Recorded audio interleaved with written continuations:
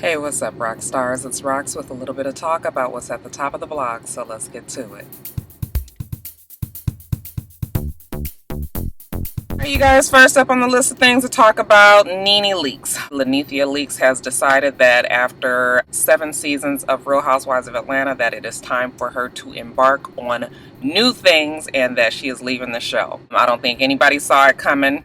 Plenty of people said that she wasn't coming back, but they thought it was going to be because of Bravo's decision. However, NeNe Leakes has decided that she has had enough and that she is moving on. I'm not sure if I believe it. I actually don't believe it. But you know, maybe she knows something that I don't know. They're saying that she is going to be moving to network television primetime for a game show, and the name of the show would be To Tell the Truth. And this is a game show that was popular back in the late 60s, early 70s. I remembered the name. I don't really remember the premise of the show. Something about telling the truth, y'all. And she is going to be a permanent host along with Betty White. The show also has celebrity guest hosts that they have coming on to work on the show, and the first person is scheduled to be Anthony Anderson. 6 episodes, supposed to be on ABC. Just a strange, it's just odd to me. It doesn't make sense why you would leave a show like Real Housewives of Atlanta and go on to work on a game show, especially when it's been proven that night game shows don't really do all that well. I mean, we've had How to Be a Millionaire, which was like this big sensation, but for the most part, game shows don't usually do well at night. I love Betty White and all of that, but I'm just wondering how this is going to pan out. It just doesn't, the connections of all this doesn't make sense to me. But again, like I said, maybe she knows something that I don't know. We have to remember that she's also going to be on her show with Kim. Remember, they have a reality show together on Bravo, so she's not leaving the Bravo family. But like I said, I just don't believe it. I feel like we have 5 months before the official season starts, and a lot can happen by then. People are saying that she didn't get the amount of money that she was asking for. Her contract is up, and they're now renegotiating her money, and since she didn't get the money that she was asking for,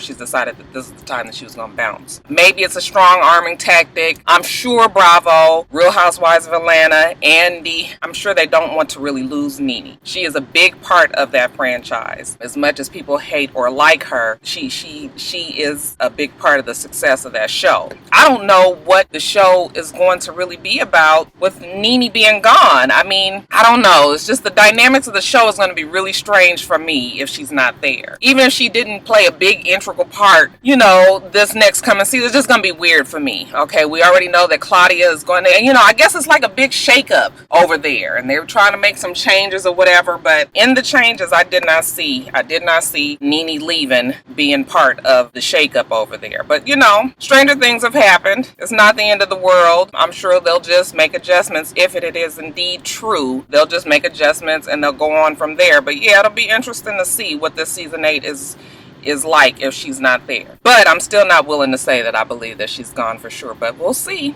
That's all I'll say is we'll see. Okay, you guys, Donald Trump, he's such an idiot that I don't even really like to talk about him. I just don't know what Donald Trump's angle is. He's just a racist. He's just stupid. He just says dumb things, and he sort of reminds me of Raven Simone. Like, he just says things for the shock factor. I guess he really believes that he's got some sort of, he's a contender in this race for presidency. But, yeah, Donald Trump kind of made a mistake.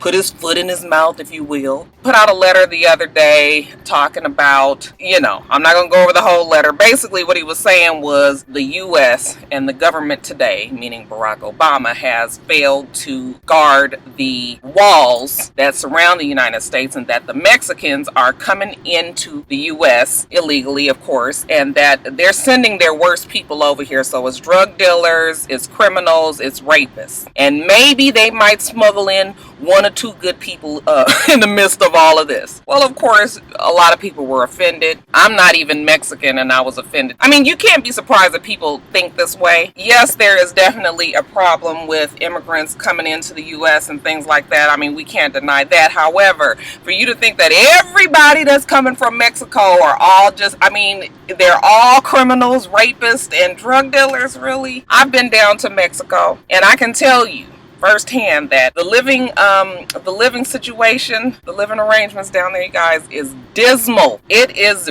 really, really bad. We went there for on my honeymoon on a cruise, and it had got to the point where I didn't even want to get off the boat, because when we would go to the tours, to the beautiful parts, but you'd have to drive through the neighborhoods and everything, and it was just like I couldn't believe the way some of the people lived. I mean, in clay homes. They got to build another one when it rains. I mean, it's just terrible. And this is a problem all around. I mean, we just talked about the whole thing with the DR, the Dominican Republic, and Haiti. And, I understand that it's a big deal going on everywhere. But, yeah, it's just the fact that he would say that is just, I don't know. I mean, some people will say, well, at least he said it. Okay, at least we know where he stands. Well, whether or not that's where he stands, it was not good for him business-wise, and he has found himself losing quite a few deals. Univision, their Spanish network that's dealt with Donald Trump over the years, they have decided to cut ties with him. Shortly after Univision did that, then NBC decided to cut all ties with Donald Trump, so his Apprentice show, that is completely done. And then now we also have Macy's has followed suit and decided that they will also not deal with Donald Trump, not sell his things there. So slowly but surely people are pulling out. While they're all pulling out, Donald Trump is still continuing to, further stick his foot in his mouth. He was on CNN yesterday on Don Lemon, and I was just watching, and I was just like, oh, he's just an idiot. He's just stupid. The things that he says, now he's saying that everybody is just succumbing to pressure, and he's just saying what everybody is thinking. I mean, he definitely is saying what a lot of people think, but it's just going to come to a point where people just can't think that they can say anything and there not be any repercussions. Yeah, you can think that way. You can be a racist. You can not like the Mexicans. You can have problems with illegal immigrants, any of that. However, when you start to voice these things, especially in this racial climate right now, people are not going to accept that without there being some sort of pay. So I don't know. I think Donald Trump is just an idiot. I just don't like him. Never have watched The Apprentice because I don't like him. He's one of those people that are rich and just kind of just believe that because they're rich, they can just do and say whatever. And he's finding out that maybe it's not working that way. But whatever, you guys. I want my Republican rock stars out there. I know I have a few. More than a few. I would like for you guys to tell me what you think about Donald Trump. Just Donald Trump himself. Do you think that he is a person that you can get behind and push forward in this presidential race? Do you believe the things that he says? Do you believe that he has the experience to lead our country? Or do you just think like me that he's an idiot? You guys leave your comments below.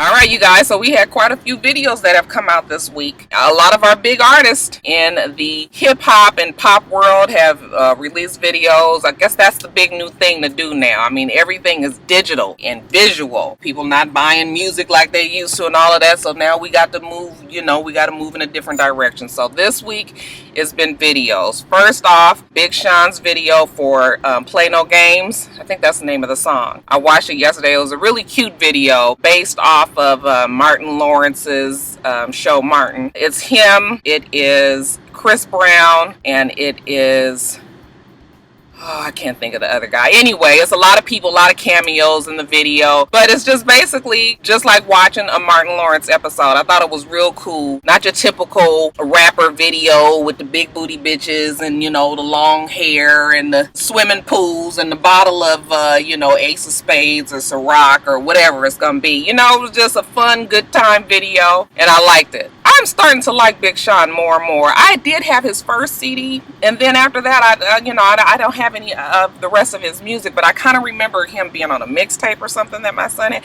I like him. The video also helped me to like him. Have you guys seen the video? It's real cute. You guys should look at it. Also, Kendrick Lamar, you guys, I told you guys at the BET Awards video that I love that song, We Gon' Be Alright. That song is the jam. And his video came out a couple of days ago for that song. It's very, very Kendrick Lamar, very, very, what do they call it? What is it called? Hotep or something like that? Hotep? Just like the real kind of black conscious, you know what I'm talking about. It's very socially aware, black consciousness, you know, a lot of imagery and a lot of, you know, all that deep stuff. But still, because I love the song so much, I love the video as well. And it's a pleasing to the eye video. It's strange in some parts. I mean, he's sort of floating in the air, but he's not, you know, he's kind of like hanging weird. You know, I remember when they were filming the video and I saw pictures of it on Instagram. There's a part when he's standing on top of a light post in LA, like right in front of the Staples Center. I just like the video because it reminds me of home and where I used to work and where I used to live and all of that. All the areas that they were filming in was definitely areas that I always frequented when I was in Los Angeles. So yeah, cool video. Y'all, I just love Kendrick Lamar. I think he's such a talented, refreshing rapper. It's a lot of good rappers out right now. You know, I mean, once we get through the bullshit of like these, you know, these ones, I'm not even gonna say, but you guys know what I'm talking about. Once we get through the bullshit of that, you know, real basic rap, there's definitely some really talented and good rappers out right now. So I'm feeling okay about the future of rap music. Not necessarily as hopeless as I felt a few years ago, like when I first moved to Atlanta, because the Atlanta rapper was like a big thing when we first got here. I mean, it was just like so many Atlanta rappers, and you know, I love Atlanta and everything, but yeah, the rappers out here, they really definitely not my favorite. But whatever. Have you guys seen the Kendrick Lamar video? And then lastly, Rihanna. Her video for Bitch Better Have My Money came out last night, and I watched this morning, and I was just like, shit, I feel like I'm gonna have to stretch the hands of prayer off. Y'all, stretch them out. Lord, please touch Rihanna, whatever it is that she's going through. Take this darkness out of her soul. My goodness, is it just for the video, or is this really how she feels about things? Bring the peace, Lord. In your name we pray, amen. And it's done. Oh, it was just such a dark video. I mean, you guys, I love Rihanna. I know she pushes the envelope. And I know that, okay, little background on why the video is the way that it is. You guys remember back in 2010, I think we found out that Rihanna was pretty much broke. And nobody could really understand what the problem was or how she lost all this money, because she was kind of doing really well in her career at that time. Well, we found out that she had an accountant that was giving her bad financial advice. They told her to purchase this $7.5 million home when she only had $11 million in the bank. The home had plenty of problems, mold, plumbing issues, and he told her that it would be a good investment for her to purchase this home, which she did. And there was many other bad financial advice that he gave her, and she found herself about to run out of money. In return, the accountant said that she was purchasing clothes and spending money frivolously and that it wasn't his fault. But the reason why you hire an accountant to manage your money is because, I mean, when you're 22 years old, you don't know what the fuck to do with $11 million. So you would hope that the person that you put in place will have your best interest at heart and will give you the correct information so you can at least hold on to your money, if not make more money on it. So she was down to $2 million. She sued the company for $35 million. And after they've been going back and forth, I guess, in court or trying to come to some sort of terms with all of this, the accountant has decided to settle for $10 million. So that is a win for Rihanna. She's back on top now. I think they say she's worth about $43 million now. So she's back all right. But shit was real dicey. I mean, 2009 was not a good time for Rihanna. That was also the year that she had the issues with Chris Brown, and, you know, her money was running out, and yeah, shit was fucked up. So I guess when we look at the Bitch Better Have My Money video, this is maybe the way she felt in the inside. Now, she ain't gonna go and kill nobody in real life, but I guess if you have a time or a chance to act things out in a video and, you know, just kind of really say how you felt at the time, I mean, fuck, $9 million, I'd be a pissed off bitch too. So maybe that's what the video is, but it is definitely disturbing. It's a well shot video, and I can't even, y'all, it's quite gruesome. There's one little part when they flash, when the man, I won't even tell you, but there's one little part where they flash that this is the accountant in the video. But it's gruesome, you guys. It's quite bloody, and I don't know. I do see that this video will probably end up being banned in some places. Like, it is a lot, but you know, a lot to be said for artistic content, okay, and her creativity. is definitely there. But whew, it's interesting, you guys. If you haven't seen it, go on to Vivo. I watched it on YouTube this morning, and check it out and let me know what you think about it. Okay, do we need to be worried about Miss Rihanna, or is this just her creativity that she is expressing through video? While we stretching out the hands of prayer for you guys, go on and throw in Memphis, Toya's ex-husband, or her ex-husband to be, in the mix. Okay, Memphis is going through some shit. Now, I'm starting to really start to feel like how I felt about Cat Williams when he was going through it. It's starting to seem like it's really something wrong with him mentally. I'm feeling like it may be some bipolar issues, because he seems to go through such extreme mood swings. It's just he's something's wrong with him. So last week he went to a car wash out here in Atlanta. It's called the Club Corners Car Wash, and it's in Johns Creek. He was getting his Jeep washed. They went on and washed the car. He got in and he left. And I guess once he got gone and he reached the, roll him up one, he realized that his marijuana was gone. He was like, I know these motherfuckers ain't stole my shit. Okay, so he drove back to the car wash, found the attendant that was helping him, and told him, motherfucker, give me back my fucking weed. Well, the attendant denied that he had the weed. And it was then that Memphis decided to pull out a pink and black handgun and was like, nigga, my weed or your life. And this is where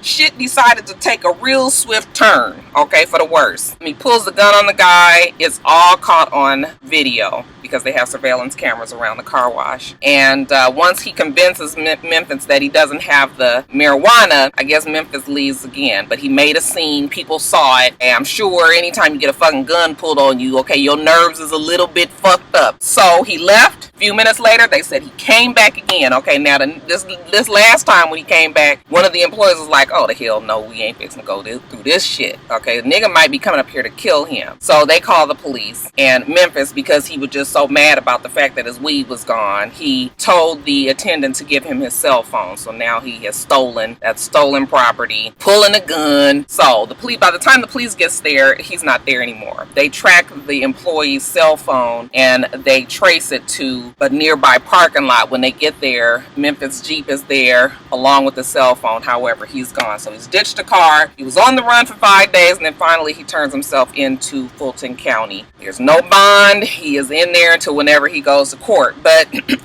yeah, I don't know. Something's wrong with him. I mean, I had already got the idea that something was wrong with him because when you look on his Instagram, I mean, he like I say, he goes through real extremes. He's happy, real happy one day, and the next day he's just like, fuck the world. And it's weird. And Toya already said that definitely something was wrong with him. He was going through it. I just don't understand why the fuck you leave your weed in the car to begin with.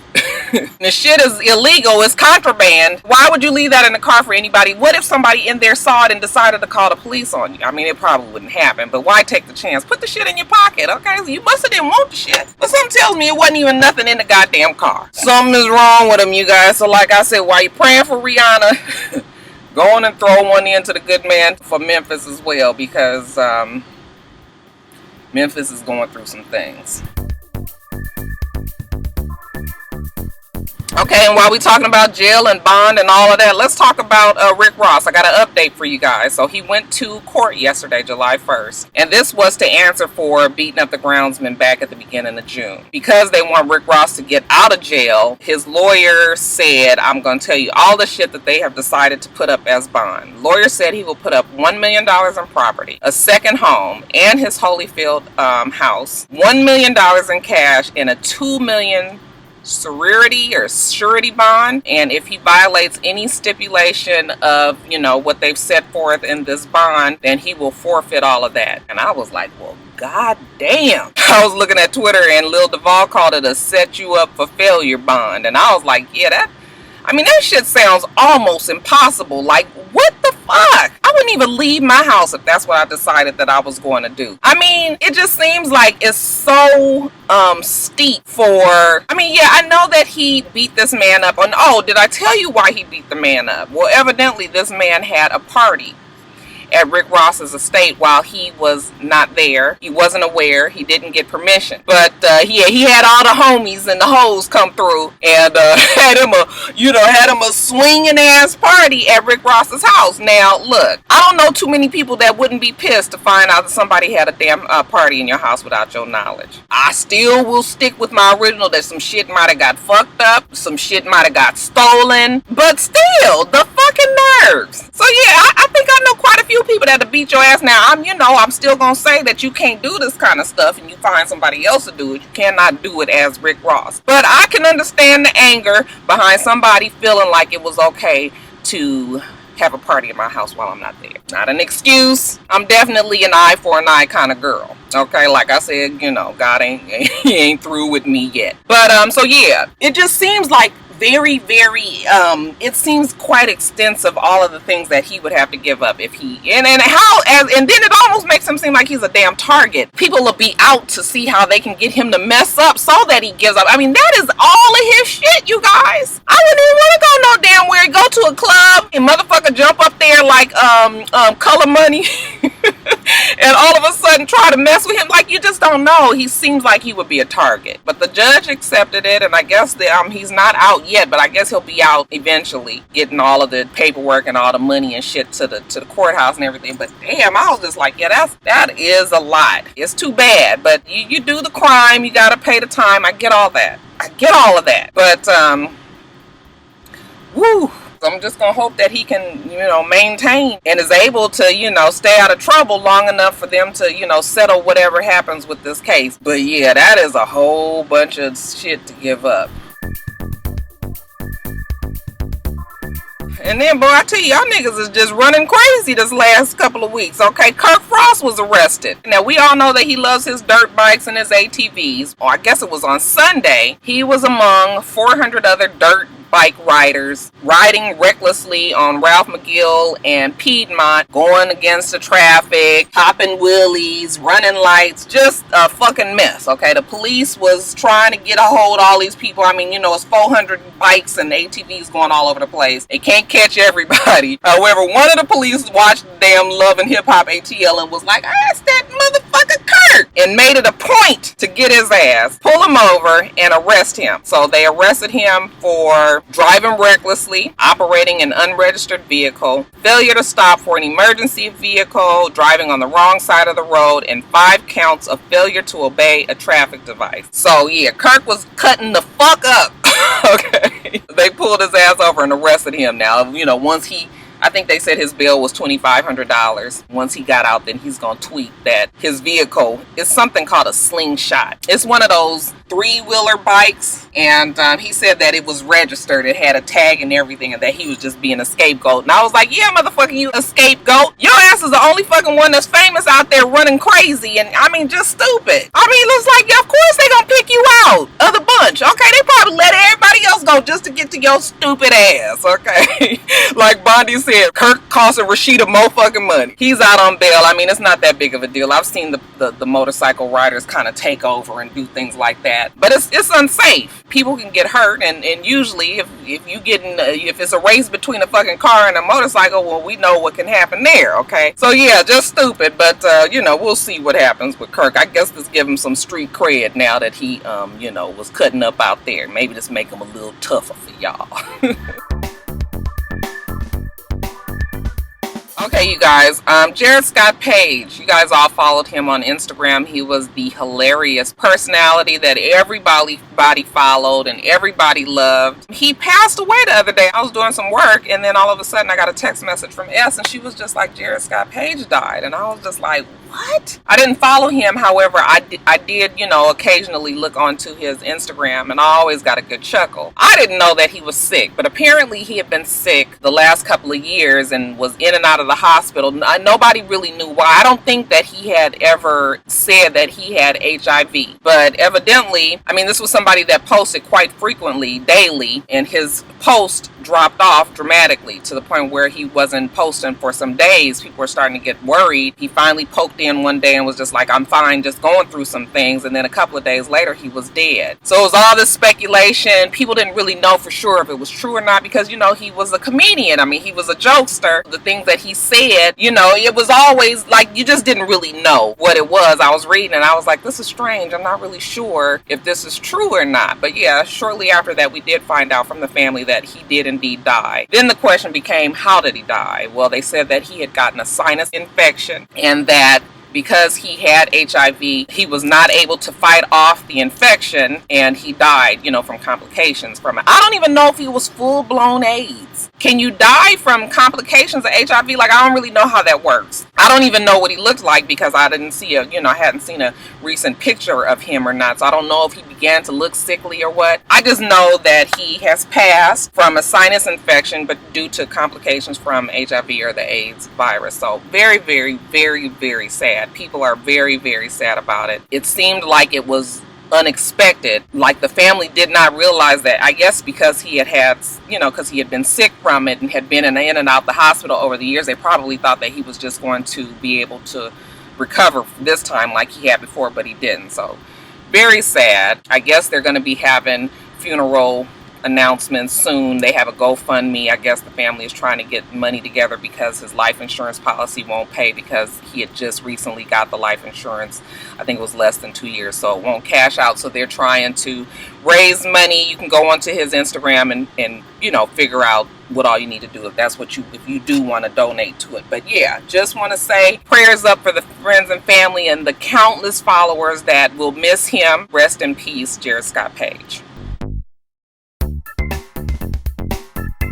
And lastly, you guys, a feel-good story, Misty Copeland. She is the African-American ballerina who has been dancing with the American Ballet Theater. She's gained popularity over the last couple of years. I follow her on Instagram. She is a beautiful black woman who is just so super talented. She has definitely used social media to help her popularity rise, and I mean, it's gotten to the point where she was just recently named as one of Times Magazine's one of 100 most influential people. 100 most influential people. She was on the cover of the magazine. She's a spokesperson for Under Armour. She is just a beautiful girl. I've seen her in a TLC video, I think a Prince video. She's just been making the rounds. But even with all of this, she was not a principal dancer. I remember when I saw some clips of her as Firebird, which was like such a big, I remember when I danced back in the day, our company did Firebird, and it was such a beautiful ballet, you guys. I mean, it's just beautiful, and she just was like so mesmerizing when I saw it. I love to see all forms of dance. I am a dance fan, and when I saw her do Firebird, I was just like, this girl is just awesome. And yeah, she was just recently promoted, I think on Tuesday, as a principal ballerina for the American Ballet Theater, and this has never happened in the 75 years that it's been in existence. So this is a big deal, and this is a big step for African Americans, definitely a big step for African American women, just to see something so positive and rewarding for this woman who's working really hard to have her name cemented in the history of ballet. So congratulations to Misty Copeland. You guys can follow her on Instagram. I mean, just to see, every time I see her when she's dancing, it's always just a little 15-second clip or whatever. You can go on YouTube and find longer videos of her. But it's just, she's just a beautiful, just to see the form of her. It just makes me really, really proud. Okay, because we as black people, Lord, we need something to be proud of. So I'm glad that I get to end Top of the Blogs today on a positive note. Okay, congratulations to you, Misty Copeland. Alright, you guys, so that is it. We do this every single week, so make sure that you rate, comment, and subscribe, and make sure you come back.